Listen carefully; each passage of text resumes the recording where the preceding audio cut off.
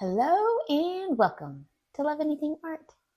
Today, of course, just doing something random in my little studio. I'm going to be doing a scrap clay piece. And I'm going to be using the clay from my previous video. I'll leave a link below if you happen to like this. It was like an abstract flower pattern. So I'll leave a link below for that. I thought it came out pretty cute. I like the colors in here. They all kind of flow very nicely with each other, and it was like a stencil project, so link below. Just chopping that up, which is kind of my usual when I'm working with the scrap clay. I think it's kind of the easiest and best way to make something pretty. Using some paint that was probably from like 1979. That was my grandma's paints. She used to paint a whole lot, and then she passed away, and I do painting, so my parents gave me all of her Bob Ross painting supplies and just books and stuff. She really liked to paint like on saw blades and knickknacks and stuff. She made a couple of ornaments that she hand painted. She really liked clowns, so she would paint little clowns on there, and not the creepy kind. I mean, of course, some people just think clowns are creepy in general, but anyway, it was really nice. I have one I always put on my tree every year. So just put some paint on there. You can use any color. I just think if you're going with the dark clay, you're gonna want like a lighter color. Could use like yellow or pink or something that's gonna stand out. Got my piece of translucent clay. I'm choosing yellow because that is the color that I think is gonna look best with everything and kind of stand out against the other colors. Just putting a whole bunch on there and just going to spread it out with a designated paintbrush for this. Gonna let that sit there and dry for a while, and by a while I mean quite a while because I got called away from my project. And so it was like hours later. Any hoodle, you just run that through your pasta machine or do it by hand. It comes out really pretty. It's like, I don't know, something, it looks like something creamy, like a lemon sherbet cream frozen thing. That's what the color kind of looks like to me. And lemon is my favorite flavor, just in case you were wondering, what is this chick's favorite flavor? Let me tell you, it's lemon, because I'm sour. Gonna chop that up also. You can chop it into big, large, small pieces, whatever you want to do. And just kind of break it up so that you have not everything in a clump, which kind of happens if you do condition the clay before you chop it. Like if you take clay right out of a block and you chop it up, it tends to not stick together and it holds its shape better.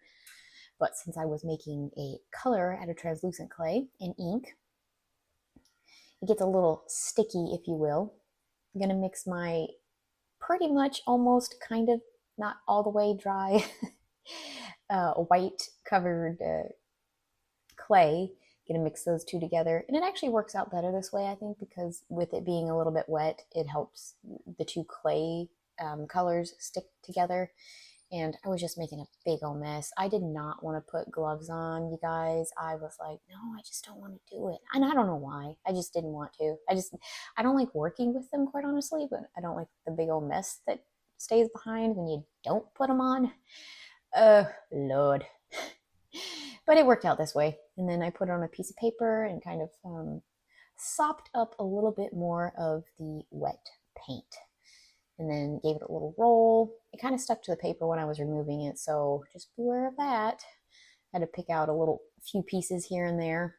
And I was just trying to get it into a square shape. And then I'll work on getting it kind of to the thickness I want. I was like, I gotta go wash my hands. This is just crazy. And then ta-da! The magic of filming. Your hands are clean. Anyway, it's pretty much dry now. You do want a thicker piece of clay because we're going to be putting a stencil on here, and it's going to roll out and make it a bit thinner. So you do want to start with a thicker piece of clay.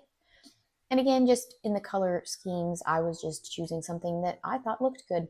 So I have this clay that is a color looks good with this, but it was mixed up with like random scrap clays that I had been saving, and I made a bunch of different colors.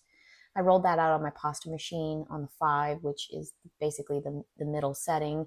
It goes from 0 to 9, so it's right in the middle. If you go any thinner than that, it kind of gets all wibbly.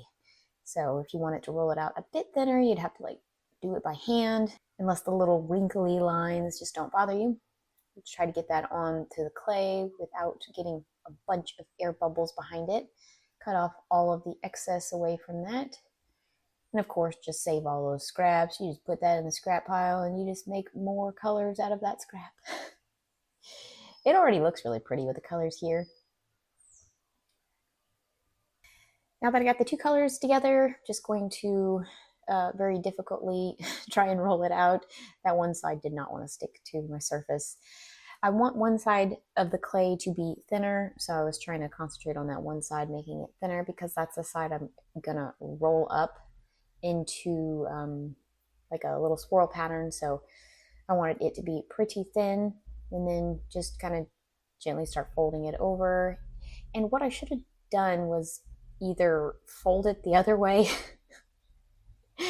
or put the purple on the other side, and then on this side put another like highlight color, either a really thin piece of clay or just put some more paint on there.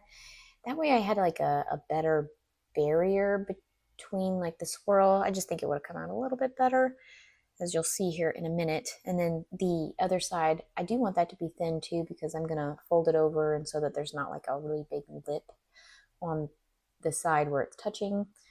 I do want it to be a bit thinner, and I should have cut away the piece that was kind of ragged, but it all works out in the end. And then just give it a roll. You don't want to like roll it out too thin or anything like that. You want the cane to be pretty thick, so you can get some thick pieces, thick cuts, and then we're going to make a veneer out of this. And that is the pattern in there. You'll see, like, you can see the purple, you can kind of see the little swirl marks in there, but I just think that if there was another color, maybe like white on top of the purple and then rolled it up, you would have got more of a contrast. And this is just how I like to divide up my clay before I cut it. That way I can kind of make sure I have fairly even cuts, since I'm doing all this by hand. I bet you they have cutters out there that you can like just do one slice down. I bet you they have those, because they have everything. Sometimes I'll be thinking of ideas about food or anything, and I'll be like, I bet you they don't have that. And then I get on the old trusty interwebs, and I'm like, oh, it's already invented. There's just nothing left. Maybe one day I want to invent something. I want something to like have my name behind it. Be like, I made that. One of a kind. Anyway, that's just me yammering. I'm making my veneer and then giving it a roll, trying to get everything stuck together. And I don't know why I was saying earlier to make it thicker. You want it to be thicker at this point. Sometimes I edit these and then I go back like a while later and do the voiceovers. I try to do batch editing now, or like I do a bunch of filming and then I do a bunch of editing and then I do a bunch of voiceovers. It actually makes me a little bit more productive, I think. It saves a lot of time and such. Again, with the very thin rolled out sheet of translucent clay, just showing you again, I believe I rolled that out on a number 5 too. I think everything was rolled out. There we go. I think everything was rolled out to a 5. You do want it to be kind of thin because you're going to put another color on here, and you want to be able to shave off the clay to get down to that pretty pattern on the bottom.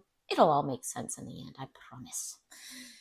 What I was trying to do, which I did in a project before where I put translucent clay down in between the layers, and it gave it like this 3D look to it.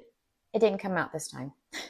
So I suppose technically you could probably leave this off, but I don't know, it might come out, a little bit different. But I really wanted that, like, I don't know, it gave it like space and dimension between the two colors, and it just looked really nice. It looked really nice. Again, I'm just choosing a color that looks good. This is just a pretty pink color that just was randomly made from a bunch of scrap clay colors, which you can make the prettiest colors just by taking your scrap clays and batch them together. Like, so if you have pink, blue, purple, orange, don't roll all those together because you're going to get a big old muddy mess. Take all the pink and like pink and orange colors and put it together, or all the pinks together. Those colors that are the same, all your blue shades together, and then mix it all up, and you're going to come out with like a really pretty blue or pink or purple, unless you want to mix like, you know, green and blue and get a color kind of like that. But one time I did mix up like all my colors, and I'm like, it's going to come out all right because it's the majority of this color. And then I rolled it out, and it no, it was a big muddy mess. All right, so we got our pink clay on there. Again, that was rolled out thin, and then I put on my stencil. I just really love this stencil. I love the way things come out with this stencil. I've done a couple of different projects with it. I just like it. I just like it a lot. And so you just want to push down into the clay with the roller quite a bit to get the clay to kind of come up. Oh, and I thought I was a genius. I'm sure this has been done before, okay? But I took a piece of the pink clay and I just started dabbing it on there, because you always get these like little pieces that will not come up and they stick to everything. But if you just kind of roll it over the surface and kind of dab it a little bit, it collects all of the mess. You're welcome. Look how pretty that is. I just love it. It's so summery. So, I don't know, fun and free. I just imagine wearing these, walking out in a sunny spot and just wearing my little pretty earrings, just going to town, just hanging out. And then, of course, one of the hardest things about making any project is trying to decide where you want to cut, especially if the pattern isn't like a repeating pattern. So I took a little while to decide. Be sure to poke all of your eye holes if you are not going to do it after you bake. I just prefer to do it before I bake. And then, so I made some earrings, and I'll show you those in a minute, and after they're baked. And then I'm going to make some barrettes.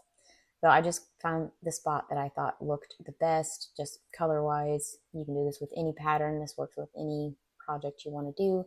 Lay it on there and then cut it out.